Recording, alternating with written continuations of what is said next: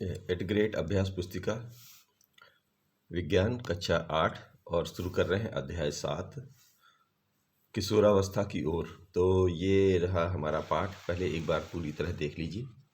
और ये किशोरावस्था की ओर ऐसे चलते हैं, इस तरह बढ़ते हैं आगे। और ये कह रहे हैं कि ऊपर दिए गए चित्रों को देखकर नीचे बॉक्स में दिए गए शब्दों का सहारा लेकर सारणी पूर्ण करने का प्रयत्न करें। चलो शुरू करते हैं। तो यहाँ युवावस्था, शिशु अवस्था, बाल्यावस्था और किशोरावस्था, यहाँ की ये अवस्थाएं हैं। ठीक है, तो ये अवस्थाओं के नाम हैं, इनको पूरा करना है। तो शिशु अवस्था होती है जन्म से 5 वर्ष की आयु तक।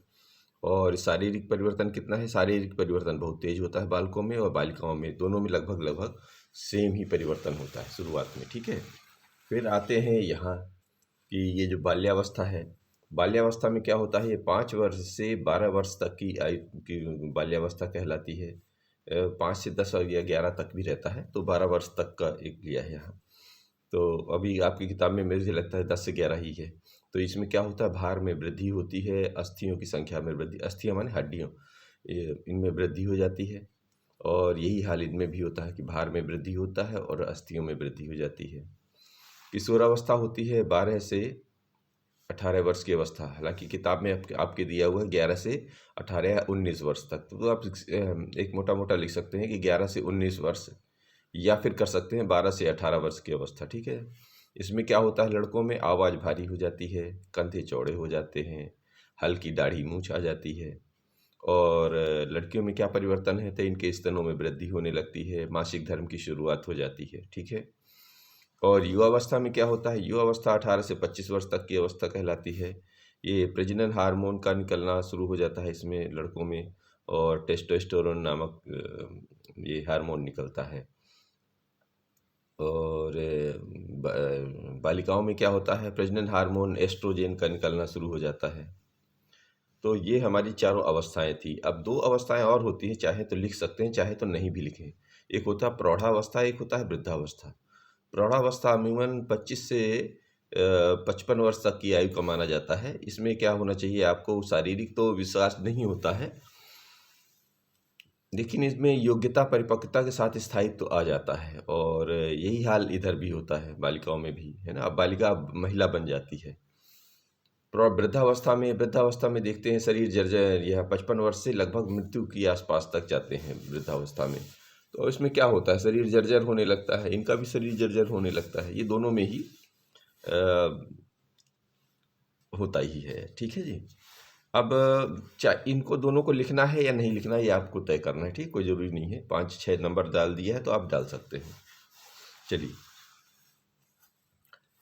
अब आगे आइए। नीचे दिए गए शब्दों का चयन कर रिक्त स्थान की पूर्ति कीजिए। गॉइटर, स्वरयंत्र, इंसुलिन, पीयूष ग्रंथि, कायांतरण। तो यौवनारंभ के दौरान आवाज में परिवर्तन किस कारण होता है? स्वरयंत्र। स्वरयंत्र क्या ही होता है? जो गले के अंदर ये ठुड्डी सी निकल आती है, स्वरयंत्र के आकार में वृद्धि के कारण होता है। और पीयूष ग्रंथि क्या होता है? इसमें क्या होता है?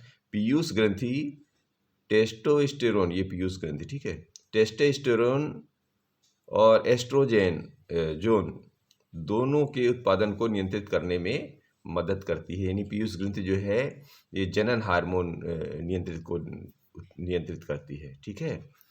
मधुमेह क्या होता है? शरीर में इंसुलिन की कमी के कारण होता है। ग्वाइटर थायरॉक्सिन हार्मोन की कमी के कारण होता है। फिर मेढक में लार्वा से वयस्क होने तक होने वाला परिवर्तन क्या कहलाता है? ये कहलाता है कायांतरण। अब आगे प्रश्न दिया हुआ है कि सही विकल्प के आगे सही का चिन्ह लगाओ। तो किशोरावस्था की अवधि 11 से 19, जो कि ऊपर पढ़ चुके हैं ना, तो जो किताब में दिया वही करना है हमको। तो 11 से 19 वर्ष की आयु तक जो है किशोरावस्था मानी गई है। फिर आ जाइए इधर, ये दूसरा नंबर में क्या रहा है? मानव कोशिका में गुणसूत्रों की संख्या कितनी होती है? 23 जोड़ी होते हैं, यानी 46 गुणसूत्र होते हैं। ठीक है जी। और किस ग्रंथि द्वारा स्रावित हार्मोन रुधिर में नमक की मात्रा को संतुलित करता है? तो जो एड्रिनल ग्रंथि होती है ये यहाँ पर अमाशय के ऊपर है ना, वो जो कहलाती है एड्रिनल ग्रंथि, वो नमक की मात्रा को संतुलित करता है। और सामान्यतः किशोरावस्था में किशोर के लिए सर्वोचित आहार क्या होता है? दाल, रोटी, दाल, सब्जियां, ये होता है, ठीक है ना।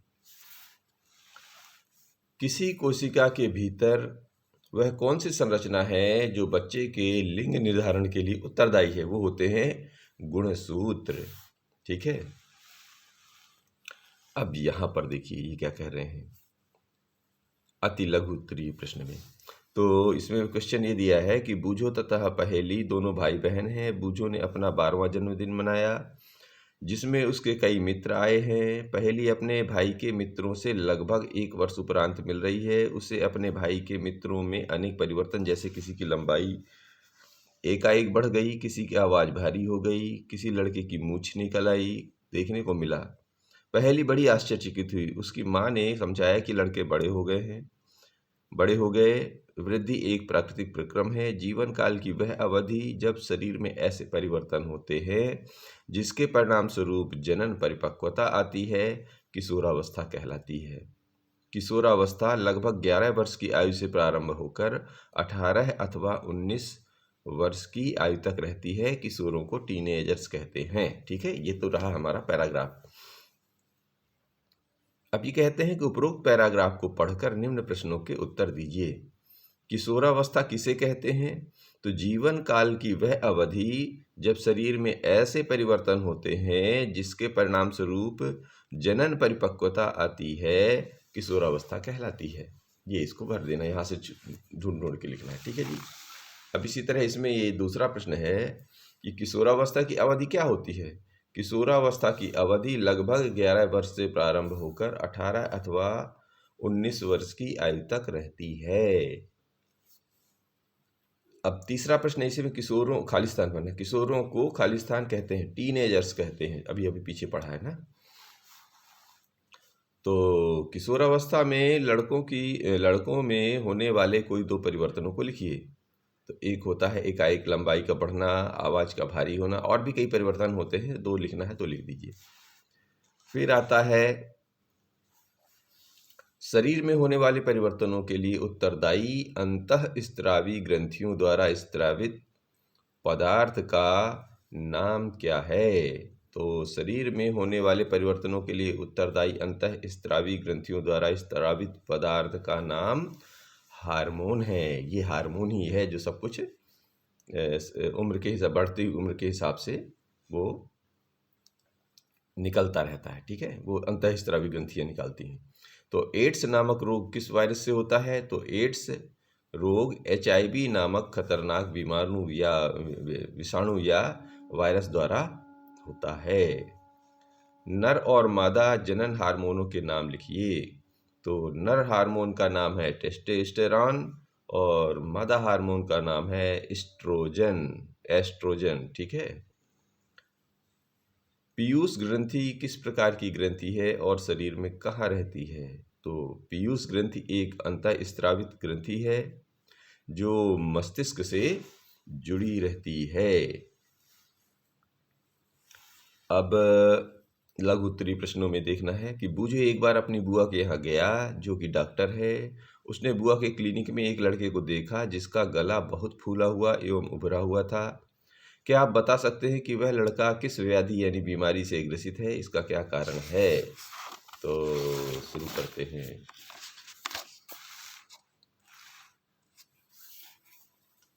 लड़का गाइटर नामक व्याधि से ग्रस्त है जो थायराइड ग्रंथि का रोग है।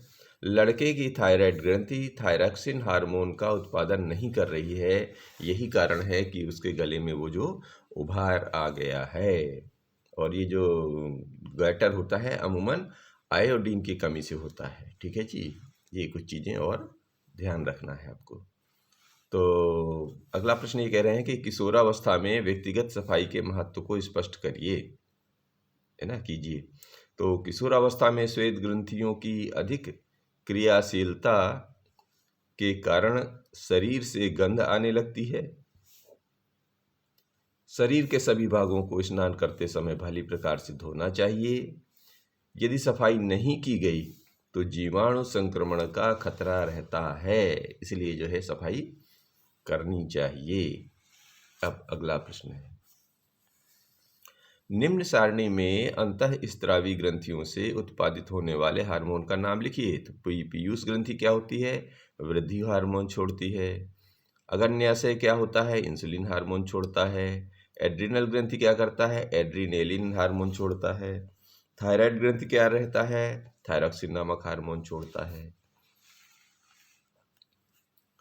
अब आगे लेते हैं कि किशोरावस्था में होने वाले शारीरिक परिवर्तनों की सूची बनाइए। एक सूची बना देना है आपको।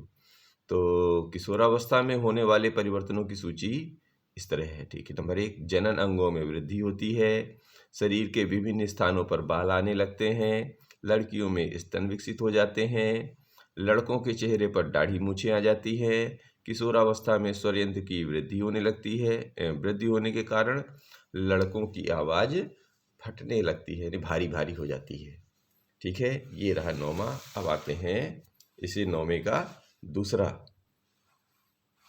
ये रहा दूसरा।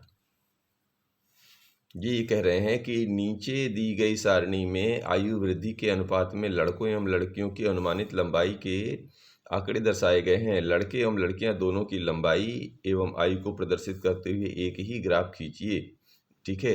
ये यहाँ पर दिया गया है आयु 0, 4, 8, 12, 16, 20 और यहाँ लड़कों की ये लंबाई सेंटीमीटर में और यहाँ लड़कियों की लंबाई सेंटीमीटर में। फिर आगे कह रहे हैं कि आंकड़ों के आधार पर ग्राफ पेपर पर ग्राफ बनाकर बॉक्स में लगावें। तो आप चाहे ग्राफ पेपर पे बना लें और चाहे सीधे इस पे बॉक्स बना लें।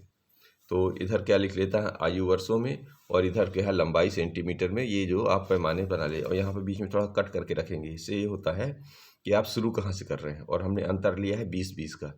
50 से शुरू किए हैं तो 70, 90 करके ऊपर तक लेते जाओ, ठीक है। इधर क्या ले लिया है, ये जो इधर आयु दी थी ना 0, 4, 8, तो ये यहाँ पे 0, 4 से लेके ऐसे 20 वर्ष तक ले लिया है।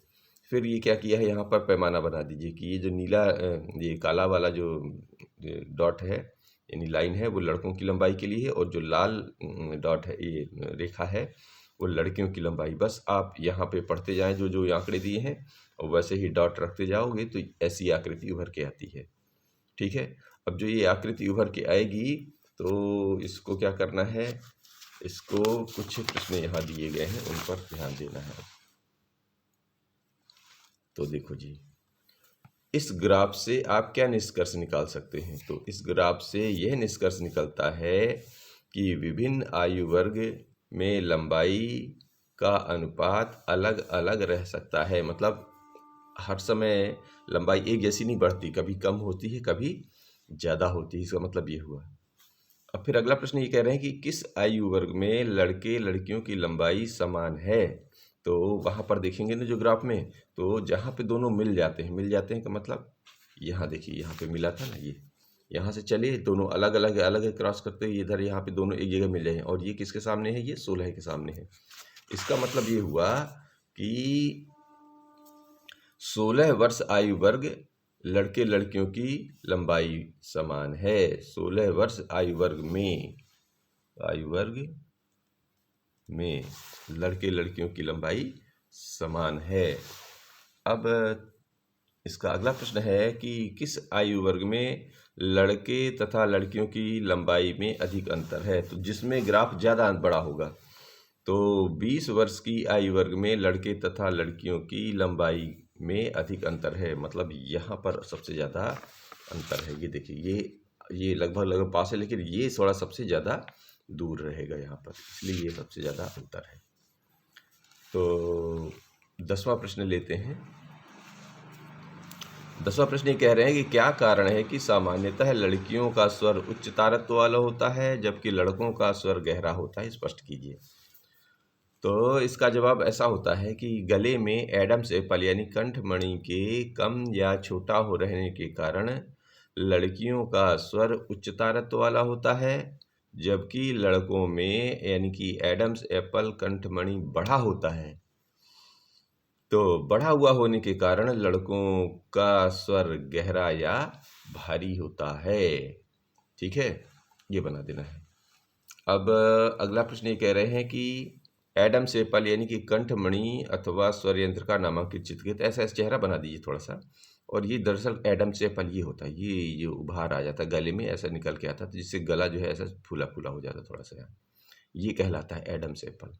ठीक है, तो ये आपको बना देना है इस तरह, और ऐसा गले का चित्र थोड़ा सा बना दीजिए। ठीक, अब इसी में ये 11वां प्रश्न ये कह रहे हैं कि संतति के लिंग निर्धारण की प्रक्रिया को सचित्र समझाइए। तो सचित्र में हमने ये बनाने की कोशिश की, देखो कैसे बनाना है।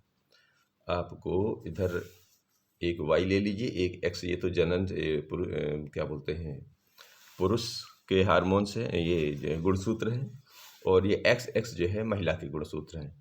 तो पुरुष के जो गुणसूत्र होते हैं उनको शुक्राणु कहते हैं, और इनके महिला के जो गुणसूत्र होते हैं उन्हें अंडाणु कहते हैं।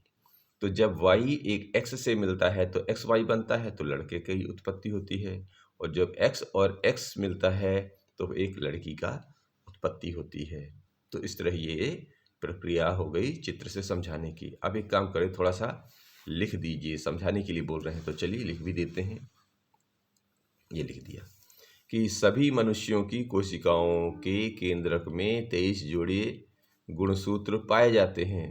इनमें से 2 गुणसूत्र यानी एक जोड़ी लिंग गुणसूत्र हैं, जो कि यहाँ पर दर्शाया गया है। ठीक है, जिन्हें एक्स वाई कहते हैं। स्त्री में 2 गुणसूत्र एक्स एक्स होते हैं, जो कि यहाँ नीचे दर्शाया गया है। ठीक है, जबकि पुरुष में एक एक्स तथा एक वाई गुणसूत्र होता है। ठीक है, तो जब एक्स गुणसूत्र वाला शुक्राणु अंडाणु को निषेचित करता है तो युग्मनज में 2 एक्स गुणसूत्र होंगे तथा वह मादा शिशु में विकसित होगा।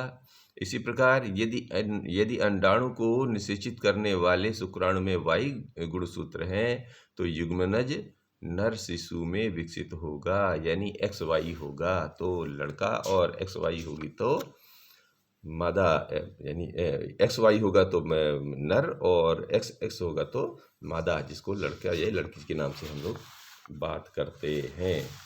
अब आ जाते हैं ये 12वां नंबर। तो 12वां नंबर ये कह रहे हैं कि किशोरावस्था तीव्र वृद्धि तथा विकास की अवस्था है। इस अवस्था में किशोर का आहार नियोजन किस प्रकार का होना चाहिए। तो किशोरावस्था तीव्र वृद्धि एवं विकास की अवस्था है, अतः किसी भी किशोर को आहार नियोजन अत्यंत सावधानी पूर्वक होना चाहिए। भोजन में प्रोटीन, कार्बोहाइड्रेट, वसा, विटामिन एवं खनिज का पर्याप्त मात्रा में समावेश हो, जिसमें रोटी, चावल, दाल एवं सब्जियां, दूध तथा फल सम्मिलित हों। ये तो होनी चाहिए। फिर और भी कुछ होना चाहिए। लोहा यानी कि आयरन तत्व रुधिर का निर्माण करता है, अतः लोह प्रचुर मात्रा में खाद्य जैसे कि पत्तीदार सब्जियां, गुड़, मांस, संतरा, आंवला इत्यादि किशोर के लिए अच्छे खाद्य हैं। अब अब प्रोजेक्ट 1 लेते हैं। अपने मित्रों का एक समूह बनाइए, उनसे चर्चा कर उन खाद्य पदार्थों के नाम लिखिए जो इनके द्वारा पिछले यानी कल दिन नाश्ते, दोपहर के भोजन में और रात्रिकालीन भोजन में खाया गया। तो ये इधर का अपने मित्रों का नाम लिख लीजिए अपना। यहाँ पर लिखा है अजय, मोन्टू, शानू, शीतल और सौम्या। इन्होंने क्या क्या खाया। पोहा, पराठा, ब्रेड, दूध, ब्रेड, मक्खन, सांभर, इडली।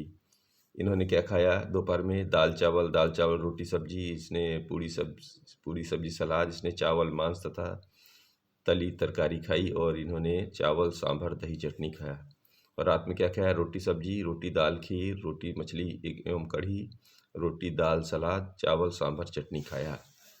अब क्या करना है, इसके आधार पर इन्होंने कुछ प्रश्न तैयार किए हैं। तो उपरोक्त सारणी के आधार पर निम्न प्रश्नों के उत्तर दीजिए। चलो जी, दे देते हैं।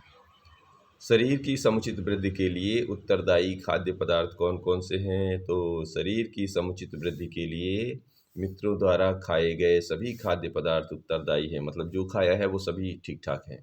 ठीक है। उपरोक्त सारणी में कौन से जंक फूड हैं जिनका आपके द्वारा और आपके मित्रों द्वारा सेवन किया गया। तो जंक फूड तो किसी ने नहीं खाया। सारे इन्होंने ठीक ही चीज़ें खाई हैं, अच्छी चीज़ें खाई, पौष्टिक चीज़ें। तो उपरोक्त सारणी में किसी भी जंक फूड का मित्रों द्वारा सेवन नहीं किया गया है, मतलब किसी ने जंक फूड खाया ही नहीं। अब प्रोजेक्ट 2 ले लेते हैं। प्रोजेक्ट 2 कह रहे हैं कि HIV या एड्स के बारे में समाचार पत्र एवं पत्रिकाओं से कटिंग एकत्रित कर 15 से 20 वाक्यों पर लेख लिखिए। तो आप अपने से भी बना सकते हैं, मिल जाए तो अच्छा है। तो एड्स जो है HIV नामक खतरनाक विषाणु यानी कि वायरस द्वारा होता है। यह वायरस एक पीड़ित व्यक्ति से स्वस्थ व्यक्ति में ड्रग के लिए इस्तेमाल की जाने वाली सिरिंज द्वारा भी किया जा सकता है। वायरस का संक्रमण दूसरे माध्यमों जैसे कि पीड़ित रोगी माँ द्वारा बच्चे को तथा पीड़ित के साथ लैंगिक संपर्क से भी बढ़ता है, इसलिए एड्स से बचना है। फिर ये कह रहे हैं संक्रामक रोगों की सूची बनाइए तथा ये किन माध्यमों द्वारा एक व्यक्ति से दूसरे व्यक्ति में फैलते हैं। ऐसे रोगों की रोकथाम के लिए आप क्या उपाय करेंगे, लिखिए।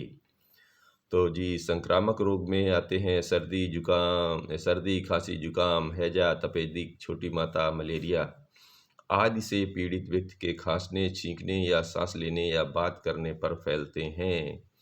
इनकी रोकथाम के लिए हमेशा मास्क लगाएं, समय समय पर साबुन या सैनिटाइजर से हाथ धोते रहें, तो ये संक्रामक रोग नहीं फैलेंगे। उम्मीद करते हैं बात समझ में आई होगी। मिलते हैं अगले पाठ के साथ।